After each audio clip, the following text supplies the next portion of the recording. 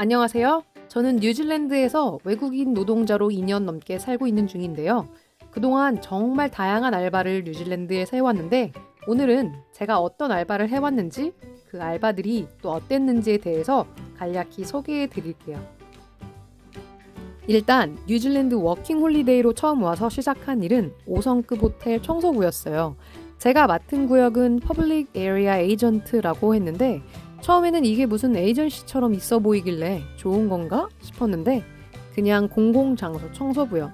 현관 로비, 객실 복도, 수영장, 지하 혹은 맨 꼭대기층에 있는 라운지 바와 식당에 있는 공용 화장실 등을 청소하는 일입니다. 청소야 뭐 청소기 돌리고 좀 쓸고 닦으면 되는 거 아닌가 싶었는데 맞아요. 그러면 돼요. 그런데 5성급은 사명감과 그 책임감을 다해서 청소를 해야 한다나? 먼지 한 톨 없이 청소해야 하는 그런 지독한 곳이었어요. 호텔에서 일하는 영상과 왜 3개월 만에 그만뒀는지에 대한 영상은 오른쪽 위에 링크 걸어드릴게요. 두 번째로 한 일은 식당 부엌에서 설거지하는 일이었어요. 서양식 레스토랑이었는데 요리사 4명 중 3명이 인도인이었고 그 중에 주방장 성격이 거지 같았어요. 5개월 동안 뜨거운 물로 그릇을 닦다가 고무장갑이 없어서 뜨거운 팬에 팔이 되어 화상을 입은 적도 있거든요. 2,000원도 안 하는 고무장갑 사주기 싫어서 네 돈 주고 사서 쓰러던 주방장이었어요. 이뿐 아니라 여러 가지 문제들이 겹쳐서 결국에는 그 새끼랑 대판 싸우고 나왔답니다. 세 번째는 식당 설거지 일과 비슷한 시기에 시작했던 제약회사인데요. 언어 교환 커뮤니티 자리에서 우연히 만난 현재 사장님과 인연이 닿아 제약회사 말단 직원으로 일을 하기 시작했어요. 주된 업무는 시키는 일 다 하기였어요. 전화하기, 청소하기, 서류 정리하기, 물건 나르기 등등. 그래도 제가 뉴질랜드에 아직까지 머무를 수 있게끔 자존감을 높여주는 유일한 직장입니다. 네 번째는 한국 뷔페 식당이에요. 영어 연습이 하고 싶어서 한인 잡은 절대 안 하고 한국인 친구도 잘 안 사귀었었는데 돈이 바닥나니까 한인 잡이고 뭐고 일단 일을 해야 되겠더라고요. 백수로 3개월 동안 그렇게 CV 직접 뿌리고 다녔는데도 연락 한 번 안 오다가 코리아 포스트라는 한국인 사이트를 통해서 처음 지원해 간 곳이 바로 지금의 한국 식당이에요.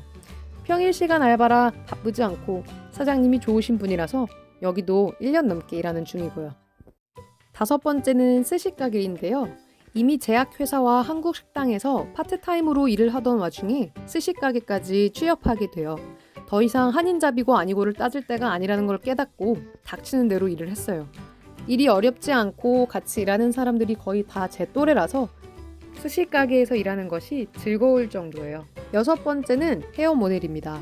일을 못 구해서 백수로 지내는 동안 통장에 마이너스가 찍히는 걸 보고 깜짝 놀라서 이젠 진짜 똥오줌 가리면서 일할 때가 아니라는 걸 깨달았어요.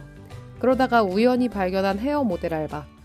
당시 제가 길어오던 긴 머리를 정말 짧은 머리로 자르고 디자이너가 원하는 헤어스타일로 바꾸면서 4만 원 정도의 돈을 받았거든요. 혹시 헤어 모델에 관심이 있는 분은 댓글 남겨주세요. 제가 소개해드릴게요. 일곱 번째는 당일치기 하루 알바입니다. 당일 알바만 전문적으로 해서 인력을 모으는 회사들이 있어요. 사이드키커나 펑션 스텝, 콜렉티브 등등인데요. 이 외에도 자잘한 회사들이 너무 많은데 그 중에 가장 규모가 큰 곳은 아무래도 사이드키커라는 곳이에요. 전용 사이트와 어플이 있어서 내가 원하는 시간과 날짜에 맞는 당일 알바를 신청하고 일을 하는 형태예요. 덕분에 별별 알바를 다 해본 것 같은데요. 대학생 때 닥쓰는 대로 알바를 했었는데 그 수준만큼 한 것 같아요. 호텔 행사 보조, 홀서빙, 주방 보조, 플레이팅 보조, 행사장 셋업, 뷔페 웨이터, 실외 이벤트 설치 보조, 술 판매 계산원, 마트 까대기, 물류 창고 채워넣기, 사람들한테 투표를 독려하는 알바, 티켓팅, 공연장 보조 등등 정말 다양하게 해봤거든요. 흥미로운 건 정작 뉴질랜드 사람들과 일을 해본 적보다 저처럼 외국인 신분으로 일하는 사람들을 만난 게 훨씬 많아요.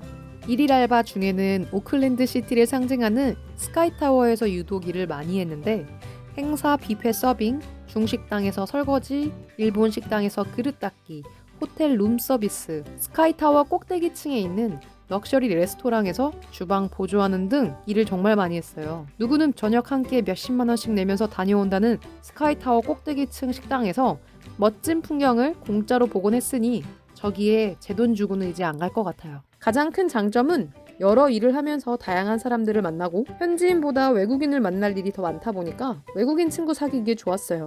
처지가 비슷하다 보니 신세 한탄이나 공감대 형성도 잘 되고 나이까지 비슷하면 금세 친해지더라고요. 또 하루 알바라서 시급이 보통 최저임금에서 못해도 1, 2불씩은 높았던 게 좋았고 영어를 쓰는 사람들이 모여 있었기 때문에 영어 듣기 말하기 연습을 할 수 있어서 좋았어요. 단점은 여기저기 동서남북 다녀야 하다 보니까 자가용은 거의 필수고 기름값이 많이 들겠죠? 그리고 일하기 전에 매번 일자리를 알아보고 신청을 한 후에 또 선택까지 받아야만 일을 할 수 있어서 매번 이런 과정을 거치는 게 번거롭긴 해요. 쉬는 날에는 하루 알바를 하면서 돈을 벌었고 그렇게 하면서 저의 7일 근무가 완성됐답니다. 국적 불문, 나이 불문, 성별 불문 일을 함에 있어서 사람들이 쳐다보는 고정관념이나 시선이 없기 때문에 일을 하는 사람과 일을 시키는 사람 둘 다 부담 없이 할 수 있어요. 여기까지가 제가 지금까지 2년 넘게 뉴질랜드에서 살면서 해본 일들이었는데요. 뉴질랜드의 워킹홀리데이나 일을 하러 오시는 분들에게 조금이라도 도움이 됐으면 하네요.